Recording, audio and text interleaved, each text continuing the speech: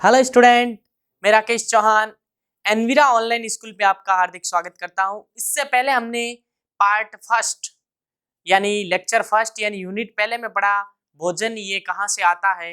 2 part में हमने उस चैप्टर को पूरा किया था। आज मैं उससे अगला चैप्टर ले रहा हूँ, सेकंड चैप्टर हमारे क्लास 6 का है भोजन के घटक। पहले हमने पढ़ा था पहले अध्याय में भोजन हमें कहाँ से प्राप्त होता है, और दूसरे में हम पढ़ेंगे उस भोजन के मुख्य घटक कौन से हैं। ये हमारा पार्ट फर्स्ट है। आज हम स्टार्ट करने जा रहे हैं भोजन के घटक। उनको पढ़ने से पहले आपको इन शब्दों के बारे में ज्ञान होना आवश्यक है। पोषक तत्व क्या होते हैं?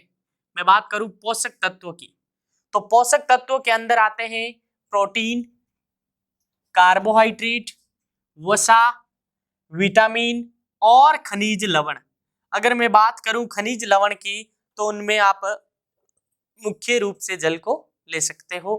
पोषक तत्व कहलाते हैं, यानी प्रोटीन है, कार्बोहाइड्रेट है, वसा है, विटामिन, हम इनके बारे में आगे पढ़ेंगे। लेकिन ये क्या होते हैं? भोजन के पोषक तत्व यानी मुख्य तत्व होते हैं। जैसे मैं बात करूं प्रोटीन की, ये मुख्यतः पाया जाता है दाल में। कहाँ पाया जाता है? दाल में पाया जाता है। और बात करूं विटामिन की, ये विटामिन हमारे शरीर में किसी भी प्रकार की ऊर्जा नहीं देता है, केवल और केवल इसका कार्य होता है रोगों से बचाव। वसा जो हमें दूध से प्राप्त होती है, अन्य पदार्थ भी है। मैं बात करूं खनिज लवण की, खनिज लवण मुख्यतः मैं बात करूं जैसे ये जल से भी प्राप्त होता है। अब मैं बात करूं विटामिन की, तो आपको पूछा जाए विटामिन की खोज, तो आपको केवल इतना ही याद रखना, विटामिन की खोज की थी फंक ने। आगे हम विस्तार से पढ़ेंगे कि कौन से विटामिन की कमी से कौन सा रोग होता है, उनके मुख्य स्रोत क्या होते हैं। तो हम पहले जानकारी जान लेते हैं, सामान्य जानकारी विटामिन के बारे में। यानी ये विटामिन होते क्या है? यानी विटामिन हमारे शरीर में रोगों को दूर भगाते हैं, यानी रोग से हमें क्या करते हैं? बचाते हैं, और हमें किसी भी प्रकार की ऊर्जा नहीं देते हैं, यानी किसी भी प्रकार की कैलोरी मान ऊर्जा नहीं देते हैं। इनका कार्य केवल और केवल रोगों से बचाना है। यानी यह एक कार्बनिक यौगिक है। मैं बात करूं कार्बनिक यौगिक की, यानी एक ऐसा यौगिक जिसमें कार्बन उपस्थित होता है, उसे क्या कहा जाता है? कार्बनिक यौगिक। इसमें किसी भी प्रकार की ऊर्जा नहीं होती है। यानी विटामिन एक ऐसा कार्बनिक यौगिक है जिसमें किसी भी प्रकार की ऊर्जा नहीं होती है, किसी भी प्रकार की हमें ऊर्जा प्राप्त नहीं होती है। ये केवल है जो हमें रोगों से बचाते हैं, और हमारे शरीर में जैसे आंख है, अस्थियां है, दांत है, मसूड़े हैं, इन सभी को क्या रखते हैं? स्वस्थ रखने का कार्य। यानी हमारे शरीर में किसी भी प्रकार का रोग नहीं होने का कारण है कि हमारे शरीर में क्या होना चाहिए? विटामिन होना चाहिए। अगर विटामिन की कमी या विटामिन की अधिकता के कारण हमें क्या हो सकते हैं? रोग हो सकते हैं। अब हम पढ़ेंगे विटामिन कितने प्रकार के होते हैं। विटामिन होते हैं 2 प्रकार के मुख्यतः, एक होता है जल में घुलनशील और एक होता है वसा में घुलनशील। यानी अब हम पढ़ेंगे जल में घुलनशील तथा वसा में घुलनशील। तो बच्चों, हमने पोषक तत्व क्या होता है उनके बारे में पढ़ लिया। फिर हमने पढ़ा था विटामिन क्या होता है। विटामिन एक कार्बनिक यौगिक होता है जो हमारे शरीर में रोगों को दूर करता है, यानी रोग नहीं होने देता है, रोग से बचाव करता है। अब हम पढ़ेंगे विटामिन के प्रकार। एक तो होता है जल में घुलनशीलता के आधार पर, और दूसरा होता है वसा में घुलनशीलता के आधार पर। एक होता है जल में घुलनशील और एक होता है वसा में घुलनशील। तो वसा में घुलनशील विटामिन कौन से होते हैं आपको पूछ लिया जाता है, 1 नंबर का क्वेश्चन। वसा में घुलनशील विटामिन के नाम तथा उनके रासायनिक नाम लिखिए। और पूछ लिया जाता है जल में घुलनशील विटामिन के रासायनिक नाम लिखिए। तो वसा में घुलनशील विटामिन होते हैं A, D, E, K।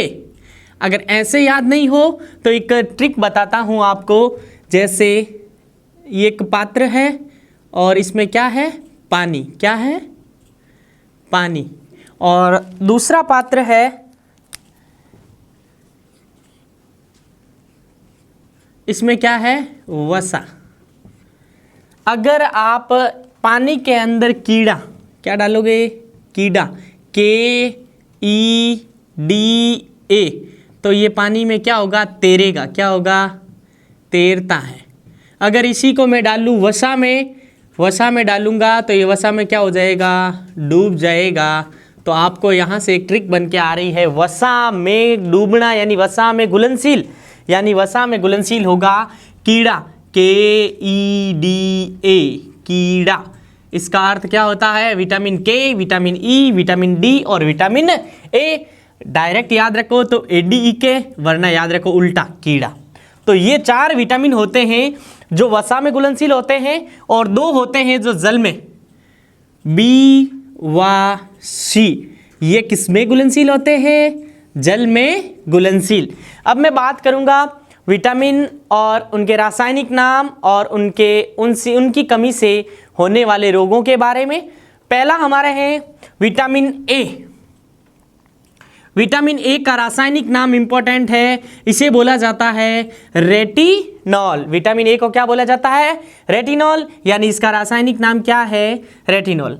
अगर इस विटामिन की कमी हो जाए तो आपको कौन सा रोग हो जाता है, रतौंधी। रतौंधी का अर्थ होता है बच्चों रात में कम दिखाई देना, रात में कम दिखाई देना,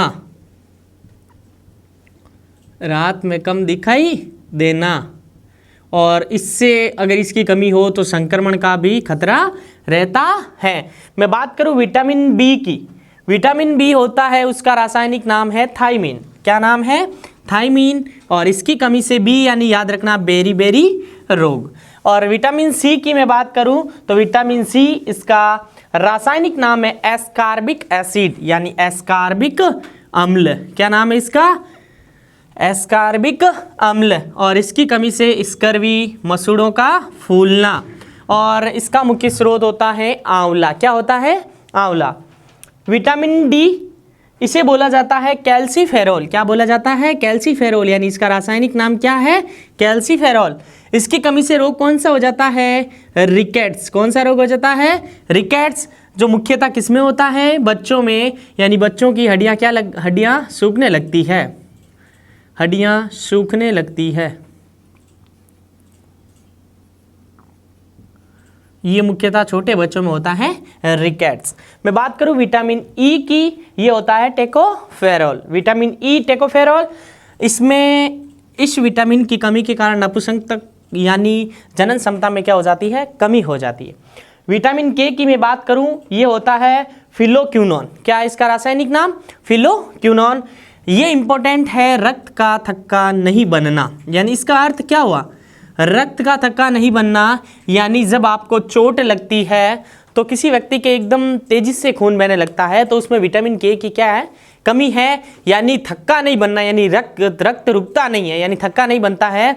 किसके कारण, विटामिन के की कमी के कारण। अब मैं कुछ इंपॉर्टेंट क्वेश्चन है वो बता देता हूँ विटामिन के बारे में। तो जैसे शरीर पे किसी जगह चोट या घाव का आना, विटामिन कौन सा है, सी के कारण। कौन से विटामिन के कारण, सी के कारण।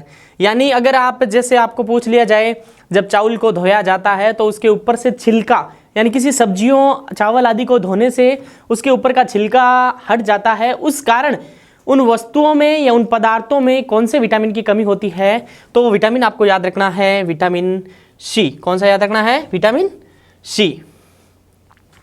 यहाँ पे लिखा हुआ है गाजर, दूध, अंडा, ये है विटामिन ए की कमी से होने वाले रोग, उनका मुख्य स्रोत। यानी ये आप खाओगे तो उनसे रोग में क्या, यानी ये वाला रोग नहीं होगा, यानी ये है पूर्ति के कारक।